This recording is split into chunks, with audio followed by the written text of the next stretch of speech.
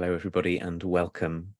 This is Lizzie and Justin from Thirdspace, and we are here for another week of our Turning Towards Life conversation. And welcome to all of you, wherever you are, many of you on podcasts and on YouTube and on our lovely Turning Towards Life website. And some of you are with us live.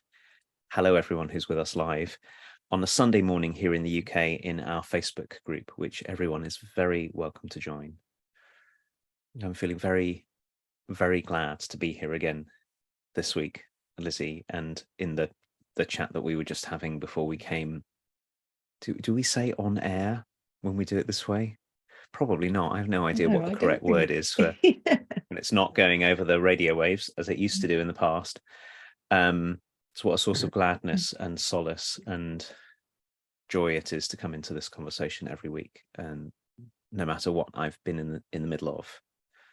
No matter what strong waves of feeling are blowing through me, I come and sit here and find you and us and everyone, all these circles of people who are around us, and then a source with some depth and meaning and joy in it for us to get into and learn from and with one another from. And it feels very alive and very real and very true kind of practice. So I'm glad to be here with you, and thank you for choosing such a wonderful source for us this week. And I'm very glad to be here with all of you who are with us. And before we dive into talking about the source, I want to make a request to all of you who are with us, which is that if you are finding this of value, which we know many of you are, then one of the ways that you can help this spread deeper into the world is to share it with other people that you know. So you can send them links to podcast episodes or to our website, or if you sign up for our email on our website, you can forward them the email. But the other thing it turns out is super helpful is rating the podcast on Apple Podcasts or subscribing to it. Any of those things that work with the structures of the world to have this get seen means it can reach people who we know will benefit from it. And we'd be very joyful to know that you are playing your part in having this be of a gift to other people. So whether or not you choose to do that, we're so glad that you're with us. And Lizzie, thank you for bringing the source. Thanks, Justin. So this is a little passage from Michael Meade, whose book Fate and Destiny keeps returning. I think we've had a couple of sources of Michael's here. And I've been somehow reflecting on age, and this first line of this source is the passing of time makes everyone older, but not necessarily wiser. And so when I read this, I was very, don't know, like I felt like it led me into more of a conversation than I was currently capable of having. And I think that's part of the nature of the sources that appeal to me so much, is that they kind of pull on a thread or something, but the thread I couldn't pull it or something. And then when the source arrives, like, oh, there's the thread being pulled and I'm not pulling, but it's a gift, it's here for me. And so I'm really grateful that there are those who can sit and pull those threads and then deliver us the gift of the threads. And Michael Meade seems to be one of those people who does that all the time in my world. So here we go. As usual, Justin, we're going to read the source. Maybe if somebody's new to the rhythm, we read the source, each of us once, and then we see where we get to in the moment with one another in the conversation. So this is a passage from Fate and Destiny by Michael Meade. It goes like this. The passing of time makes everyone older, but not necessarily wiser. People either wise up to who they are at their core of their soul, or else tend to slip into narrow, egocentric patterns. Either they develop a greater vision of life as they mature, or they simply lose sight of who they were intended to be and what they came to give to this world. Many actually become more childish in old age. An extended old age can easily lead to a return of infantile attitudes and exaggerations of basic neediness. In traditional societies, the old people became the guardians of the mysteries and the keeper of the higher laws of life. Having grown both older and wiser, they knew best what needed to be preserved and remembered in order for human life to be noble and meaningful and in tune with nature. Those old enough to know better would become living depositories of wisdom for the next generation to draw upon. If not, everyone would suffer a loss of knowledge and greater disorientation in the world.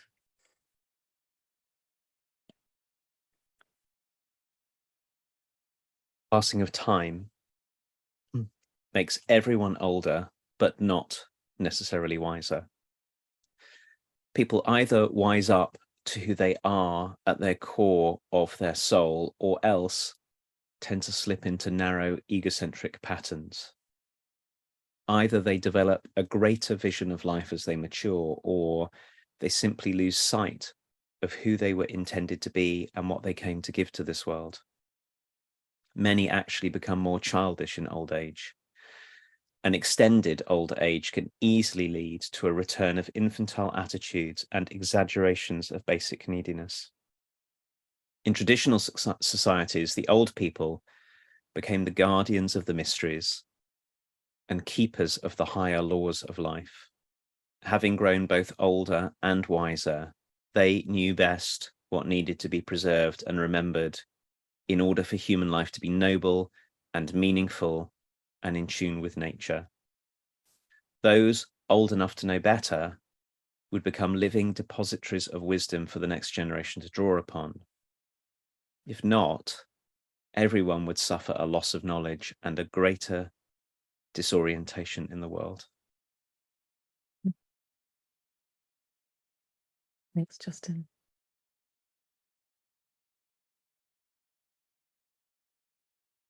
So, in the receiving of these words, as you've read them and I've read them, Justin, what's immediately present to me is this last line of the greater disorientation in the world, and how it's so easy, it seems, in our culture to have those who've been around for longer be ignored or not counted in terms of their opinion or their wisdom or what they have to say about things. And somehow at the moment that feels particularly true, in that the world feels like it's changing really, really, really fast to me. Like when I think about my granddad and his experiences of 2 world wars and the life that he had while I was then alive, and he never knew what the internet was. I tried to explain it a couple of times before he died, and he was like, I'm not. There wasn't a slot for that in his being. There wasn't like a place where that was possible. And or mobile phones or anything really technological at all. His life was, the telly was a miracle. That there was a channel that said some things out of a box, and there were words and sounds and images, and the radio was a big part of his life.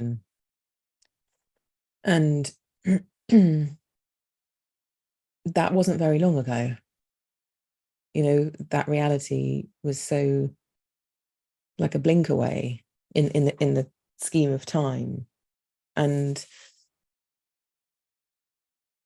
it just feels like the speed at which things are changing, this acknowledgement of our wisdom as we grow and giving that back to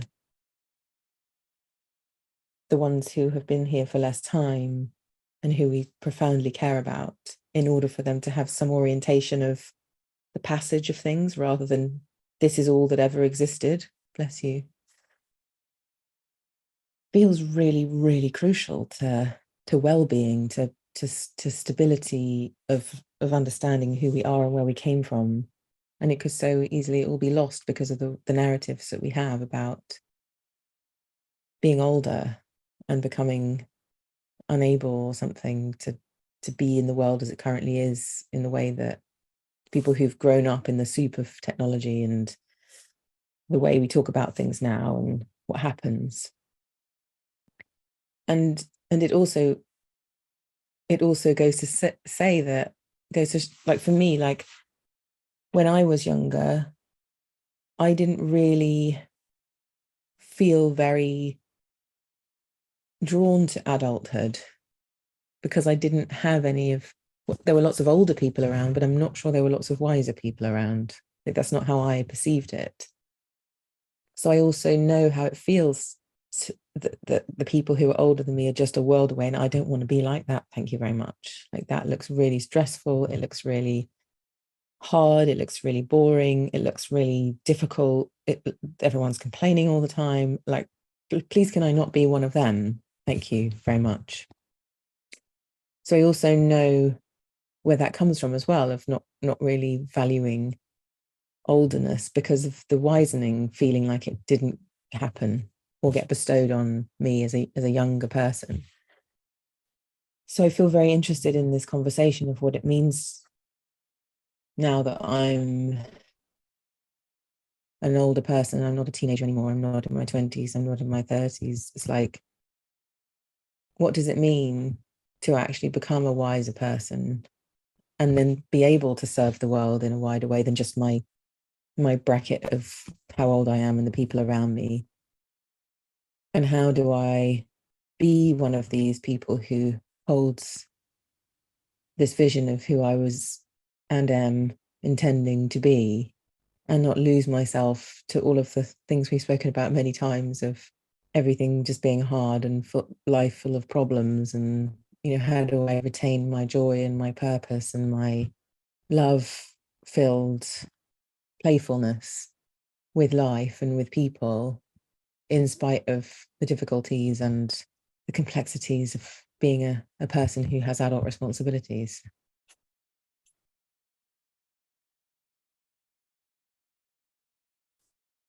It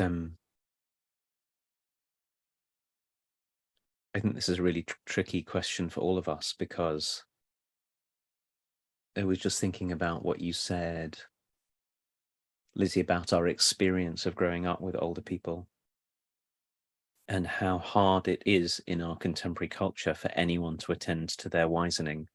Yeah. It's really hard because we've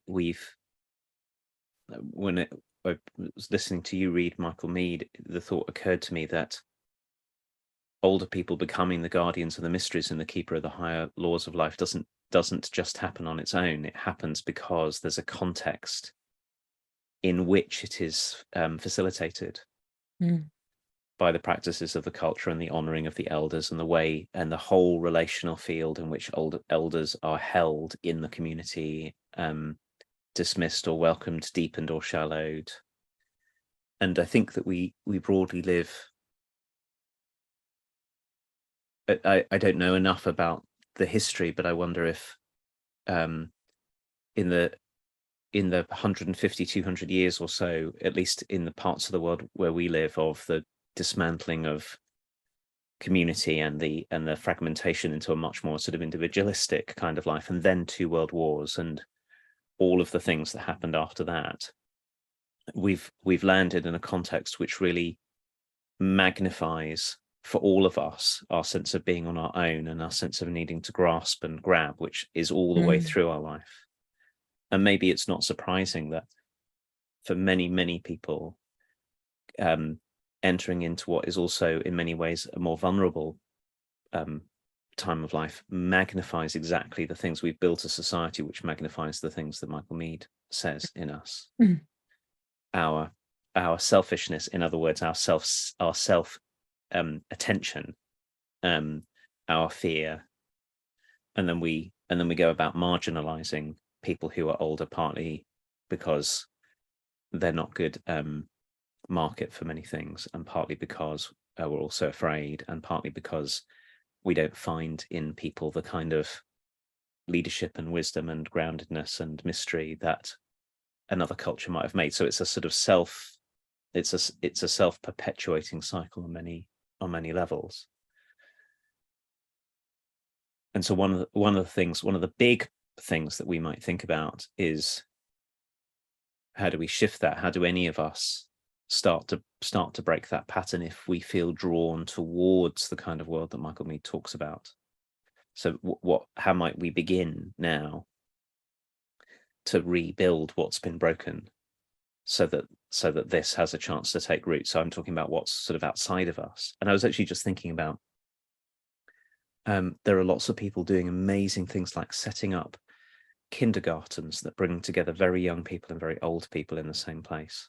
And instead of marginalizing the old and marginalizing the young as if everything was separate to one another, we find these two places in life where there's time available, and we bring them right in intimate contact with one another. So there are things we can begin to do. It's like small steps we can eke out. And then there's also what do we each do for ourselves, so that we have a chance. Like, if there's not going to be a curriculum, if our society isn't going to provide us with a way of entering into elderhood like it should do, I think, and has done in the past, given that that's absent, what might we do in ourselves? And it seems to me that there's such a powerful invitation here in the very first bit of Michael Meade's. Are we going to wise up to who we are at the core of our soul, or are we going to slip into narrow egocentric patterns? And can we begin to identify, can we observe ourselves well enough to be able to discern, or maybe have other people around us who can help us do it, to discern which of those paths we're following at any moment in time, and which of those paths we're following over a life? And I was thinking about what you were saying about how, for me, maybe fear is the one that's actually the narrow egocentric pattern. It's very, very easy for me to get afraid and then to get very convinced by my fear.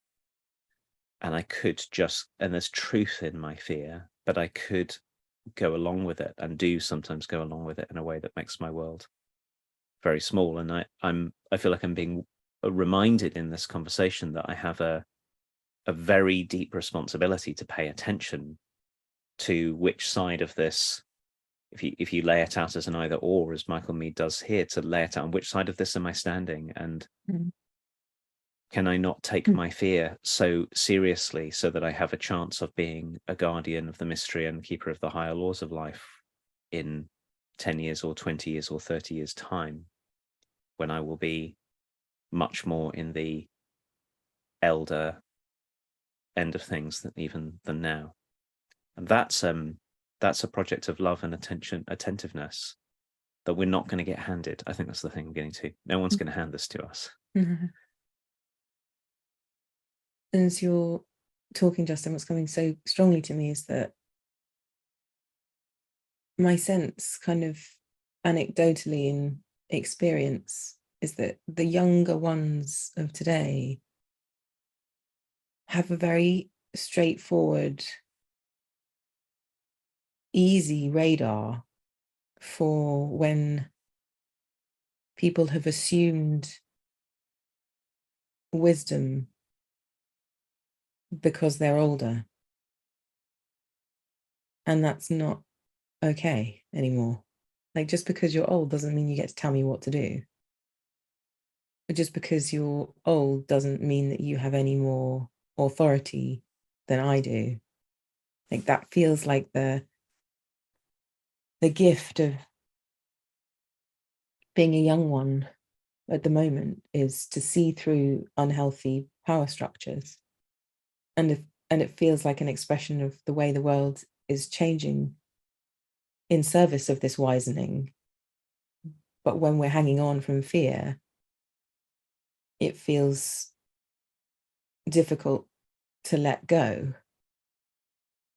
And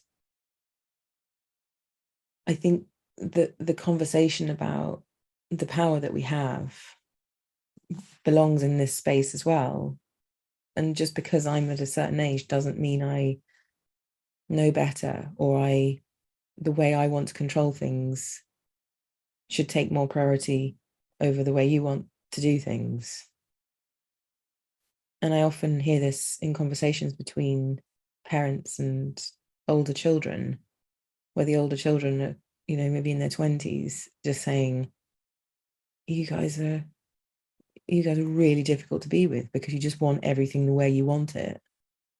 And it's so hard to be in relationship with you because there's so much more to my life than these rigid ways of trying to make things happen the way you want them to, but you're not listening to me and you're not opening to me. You're not curious about me. You're not wondering what my reality is. And so that differential has the potential to really, really remove the possibility for this elders holding the things that the next generation will draw upon because of that fracture and the tendency as humans who get older we have to be controlling and to say, well, it's my way or the highway, and you live under my roof and these are my rules and you have to do this, instead of being in community in our families as well, and listening and wondering what works for everyone, like a world that works for all of us in this home rather than just the people who have more years. And so I often find myself in the position of bridging the gap between olderness and youngerness. It's just somehow part of my destiny that I often find myself there. And even in my family constellation, my immediate family constellation, where my husband is 10 years older than me and my stepdaughter is 10 years younger than me, kind of, that's approximate, but that's like where I find myself in there. So I'm the mediator, I'm the kind of, oh, I see that and I see that. How do we find a way that these two things can really have their place? And so this thing about just because I'm older doesn't mean I know better feels really crucial to relationship, and how we can't just fall on our, well, I know better because I've been around for longer. It's just not, that's not enough. Like, that doesn't give enough weight to anything.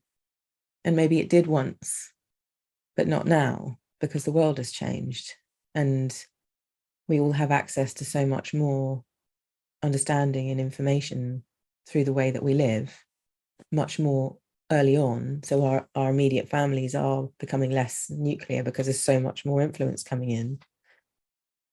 And so we have to, if we want to be wiser, I think we have to stand in many, many more shoes and live from other places in order to be coherent and in order to be the kind of power that actually matters and doesn't fracture things, but brings things together. The way you're talking about all of this, Lizzie, seems to me that the path of growing older and getting more certain is most certainly not the path of wisdom. Yeah. And that wisdom, in the way that I'm understanding Michael Meade, guardians of the mysteries and keeper of the higher laws of life. The lower laws of life might be something like tie your shoelaces and dress this way and speak this way. They're the higher laws of life, transcend particular cultural moments. They are the wisdom of life itself that unfolds over millennia, and they can never be reduced to, I'm older than you, so I know what you should do on Tuesday night so the kind of wisdom that I think we're being invited into here actually has a very profound letting go. It has a profound letting go of the definitiveness that things have to be a particular way, and a deepening into an understanding of patterns that unfold over millennia and over generations that are always present in a human life, like our impermanence, for example, like really coming to terms that change. So I think that the way that when he's talking about slip into narrow egocentric patterns, that's the power move that's easy to make, which is I'm older, so now I have to impose my will on the world. And just because I'm 10 years, 20 years, 30 years, 40 years, 50 years, I either have to make you my way, Lizzie, or what I have to do is disengage with you and go, oh, young people today, don't understand. Things were much better when I were younger. That move, I think, is a when I read the ancient texts of my own tradition, what makes me smile is that move was present there as well. 2,500 years ago, people are going, young people today, what a mess, but that's because something different is being asked of all of us. And in what's the way I want to say this? I want to honor that many of us as we grow older have not had any support in our own development. So it's no wonder that we embrace a kind of shallow, rigid version of this. We've heard the older people should be wiser, and we've translated it into control. Yeah. And it's no wonder then that we feel marginalized and desperate, because the world's not going to do that for us. And so there's something to be said here for, in the absence of a culture that is going to support us with this, we're going to have to support ourselves and one another with it. It's not going to happen just by accident. We're going to have to pay attention, all of us. I mean, those of us who are in our 40s and 50s and 30s, but also anyone who's younger, who's thinking about living the arc of a life. Yeah. Which is, how do I cultivate wisdom? How do I develop a greater vision of life as I mature that goes beyond? Because it's not a given that anyone who's 18 or 22 or 32 now will grow into wisdom either, even though there's so much more flexibility in the world and understanding in the world of many things. Any of us could go down this path of rigidifying into trying to make the world the way that will have us feel safe. And goodness, what the world misses out because of this. And right now, it was just been the hottest July ever in the world. So we're facing really big things that call on our attention, and it needs all of us not to be in the narrow egocentric place. Yeah. So I'm starting to wonder about what it is to take this up as a promise and take this up as a commitment, but also what it is to be, like, how can we be for one another, those of us who accompany one another as we age, in the same ages as one. How do I accompany people who are the same age as me? But also, how do I get accompanied by younger people? And how do I accompany younger people so that we all have a chance of this, which is so needed, and we don't end up in a return to infantile attitudes and exaggerations of our basic neediness? Yeah. It's so interesting. This feels slightly tangential, but you saying what you're saying is having this arise in me. I have this newfound relationship with Instagram at the moment, because I have a 3-year-old and want to be wise, and find myself flailing around thinking, I don't know how to deal with this particular thing. And I wonder if any other mothers or fathers have dealt with this better than me. Could I seek their wisdom and support, kind of thing? And so I'm seeing the Facebook, Instagram created algorithm in action, and I'm getting served the most incredible content that really, really helps me every day to make better decisions, to be wiser, to hold my power in a way that feels aligned with my soul and my heart and the best interests of our family. And I was thinking, this is working really well. So my Instagram feed is basically things like Dad Harmony, where a group of 5 Swedish men sing harmonies with their children at the table with them, and it just sort of melts my heart. Or dancing.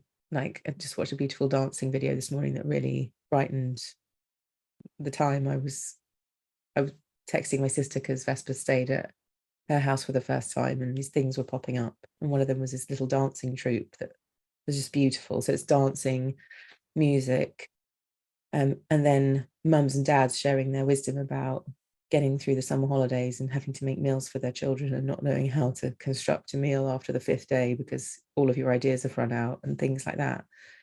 And my Instagram feed is really amazing, but what I'm seeing and feeling in this moment is that it could, depending on what I am drawn to, I would be fed more of that. So the algorithm is an expression of my consciousness, and it is, for every user, that's what it is.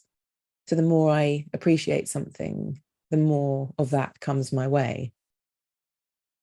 And so when you were saying that we could become more, well, the way I interpreted it anyway, more kind of calcified, more rigid, more, this is the way things should be, more egocentric and narrow, as Michael Meade puts it.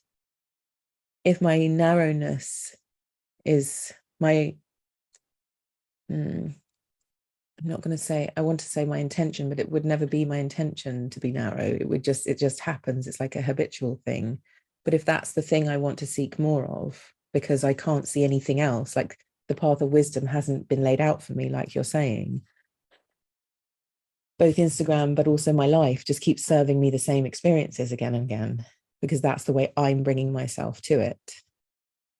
So I haven't really ever seen the kind of algorithm thing being mirrored by the way that our structure of interpretation, the way that we're bringing forth our world, it's a mirror of it. And until there's a shift in that, until there's some kind of break in that, that's all that's ever going to happen, is that we're just going to keep on keeping on with the same stuff. And this smallening and narrowing is happening because of the way that we're bringing ourselves to the world. And I'd never seen before in this moment somehow the relationship between this whole algorithmic world we live in online and who we are as human beings living into life and doing so much, having so much power in creating the experiences that we have and that we don't have. And I think that's one of the big questions we're in, Justin, is how do we create experiences and conversations that create a break in the chain somehow, so that newness can emerge. Something we haven't thought about could be thought. Some way of relating to life could arise that we haven't conceived of yet, or been invited into, or even knew existed.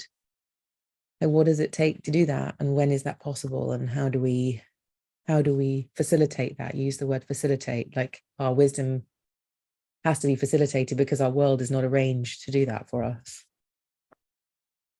If anything, our world is perpetuating the thing that's the narrowing and the bringing about of even deeper egocentric patterns. One very brief thing to say in response to what you just said, Lizzie. The briefest thing to say is yes. But the slightly less brief thing to say is, I remember reading somewhere the wonderful book I read some of called The Reality of Being, which makes the claim that the key to the cultivating of our own wisdom and of our own aliveness is cultivating new impressions in us, which I think is exactly what you're saying. That what we can do is we can be, to use a term that's got a lot of currency these days, we can be curators. We can be intentional about what we expose ourselves to, and then what we do inside us and between us with what we get exposed to. And we can either circle into this pattern of closing down the world and becoming more rigid and more certain and only allowing ourselves to be in contact with what we already know and what's familiar, or we can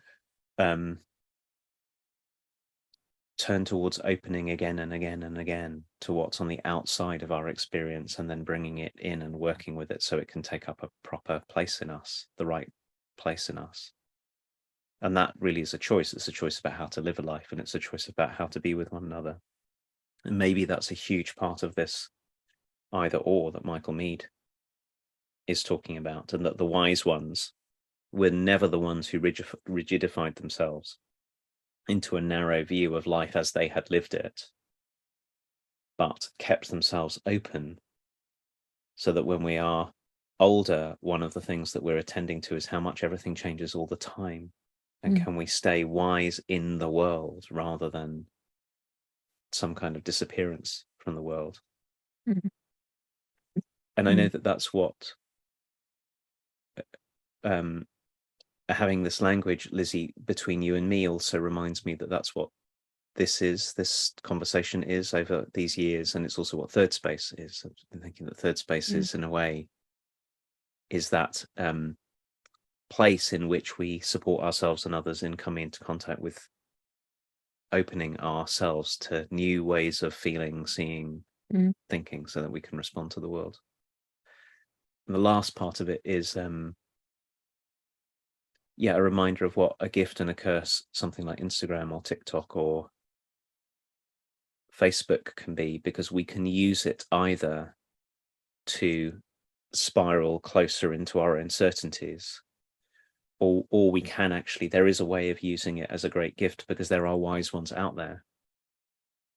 And so can we find the wise ones, not the ones who are hysterical or narcissistic or out to get something for themselves at our expense? And can we seek out the wise ones? And the technology is an amazing way of doing that, and bring them into our orbit so that they can live around us and inside us when we might not have access to them across the street or in our town, but they are somewhere else in the world and they're being brought to our doorstep. There's a call for all of us.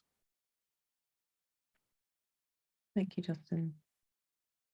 Well, this is a really, as ever, we could go into more and more threads that are being inspired in me to talk about, and we're at the end of our time together today. And I just want to thank you, Justin, for being a wise one, and for all of the ones here listening, whatever the pull was to be in this kind of conversation, which is not your average conversation that you hear every day, and may feel tricky at times and comforting at times and opening at times and challenging at times.